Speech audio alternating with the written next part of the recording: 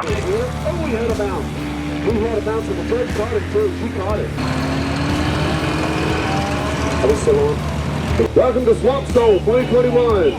I don't know what he said other than the last part. We're gonna get you all stoled up.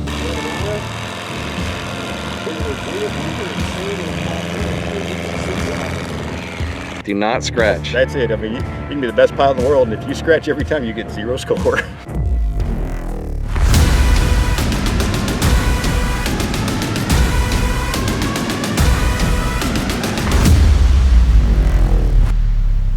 I'm Jeremiah Stapleton. I'm from Bowie, Texas, and this is my Zenith CH750 STOL.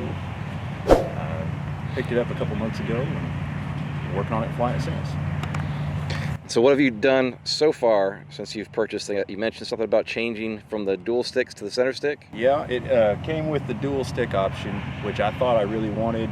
Started building a 750 STOL, and I was going to put that in there, but the center stick is so much easier to get in and out of the airplane. Passengers get in and out of the airplane, and I think it actually just feels a little better. I think it travels a little more freely, which just makes sense because there's less connections to go through.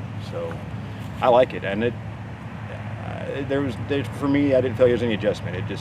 It's a stick, and it felt right, and so just flying it. It's good. So you flew it beforehand with that, and then swapped it up back to it. Was there any, I don't know, hour of transition of like, oh, this is weird, and then it all of a sudden became normal? Honestly, the first flight or so, it just getting used to the sensitivity, because it's not sensitive, but it's responsive, and it's more responsive than the stick was. Yeah. So the pitch sensitivity, and then where neutral was on that stick, because neutral is not straight up and down. Right. It's a little forward, so there's a little angle to it. So that took a minute to get used to, for sure.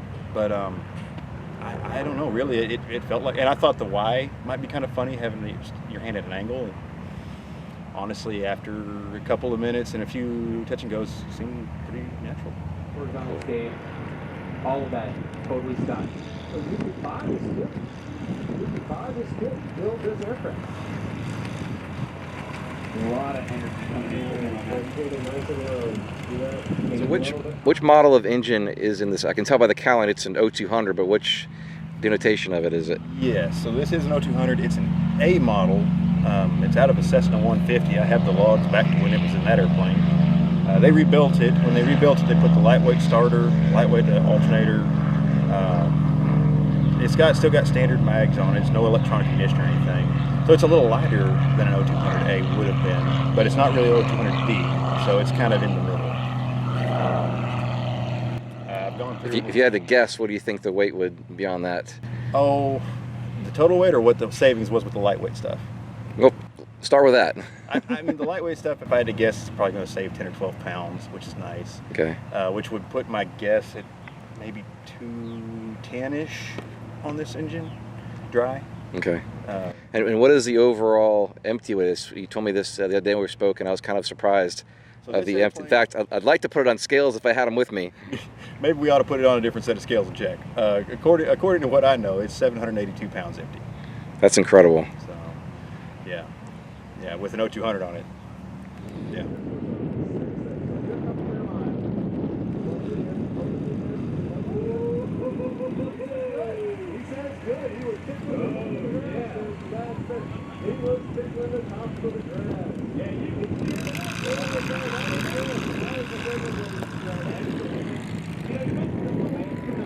So is this the tire size that came with this, or did you upsize it? So when I bought it, it had these tires on it. It's a Matco 8-inch wheel, and then it's a 21-inch Bush-ish tire. It's not an Airstreak tire because it's got a tube, but they're a whole lot less money. And they seem to do great. I have no issues with them. And what brand are these? Honestly, I'd have to go back and look because it's not spelled out well on the tire. Okay. I'd have to go back and look. But it is a tubeless tire? It's not a tubeless. It's not a tubeless. It's a tubed tire. Okay. It's got a tube in here that's valved in. Which might add a little bit of weight, but then you have the security of having a tube because the ply is probably fairly thin, I would assume. It's probably fairly thin. Yeah. But you know, for the expense, I mean, you could go and get Airstreaks, but I love Airstreaks, but they're cost. And that's a 21-inch, I think, right? Yes. And what was the cost again? $70 a tire. $70 a tire. So they're actually ATV tires. Not a bad deal. Not a bad deal. Getaway package bid at 85 is going to win. So here we go. That's Jeremiah Stapleton. Oh, we had a bounce. He had a bounce, and the judge caught it too. She caught it. The judge caught it. So what are you in the middle of doing with your interior here? Just recovering basically what I've got. There's nothing wrong with what this is. I just wanted something a little bit lighter. I don't like cloth as much as I do something like a vinyl or whatever.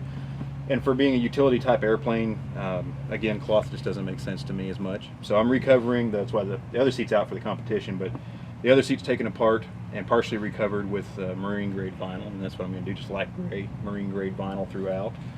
So that I'm going to modify the seat. The seat, I need it to recline a little bit more for me to be very comfortable in it. So I'm going to modify that seat to have just a tiny bit more recline. But aside from that, it's a big roomy cabin. I'm pretty happy with everything else. Hey, thanks for joining me on this episode. Let me show you who's made all these videos possible. Awesome companies like Dynon Avionics at DynonAvionics.com, Airtech Coatings at AirtechCoatings.com, Airworx at AirworxAviation.com, and visit our website at ExperimentalAircraftChannel.com for events, our video library arranged in easy-to-find playlists on specific topics, affiliate products, aviation merchandise, and so much more. Alright everyone, before we jump back in, if you like these videos that we are producing weekly, rivet down that like button and engage all notifications by hitting that bell so you don't miss a single episode. Remember to check out the description below this video for links and special affiliate offers available to you. And it's the country education. We learn a lot. These pilots share. Uh-oh, no. Alright, so is this your very first competition? Yes.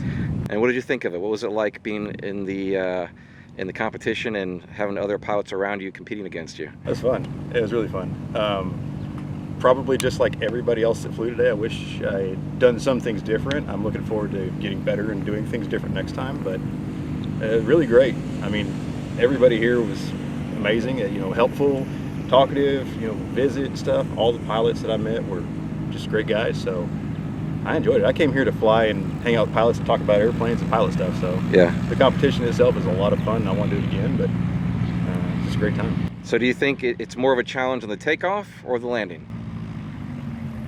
Honestly, they're both a challenge. The landing is more challenging. The takeoff, you roll until you fly, but that takes some technique too. And there's technique that I know I need to polish after today on my takeoff. But landing is critical, and I don't know. I got so much to learn about it. But the one thing I do know is it doesn't matter at all if you can't cross that line. You got to get across that line and touch. Do not scratch. Do not scratch. That's it. I mean, you can be the best pilot in the world, and if you scratch every time, you get 0 score. Awesome. Well, thanks for coming out today and sharing your airplane with us after the show and what you've done so far. You guys, will you be out maybe at AirVenture, or where's the next place you're going to fly off to? It honestly depends on work. I know that we're going to try and get up to Sodbusters, and then the STOL competition comes back to Gainesville in September, I think, which is just around the corner from me as far as location. Yeah. So I'll definitely be there, and I'm really looking forward to it.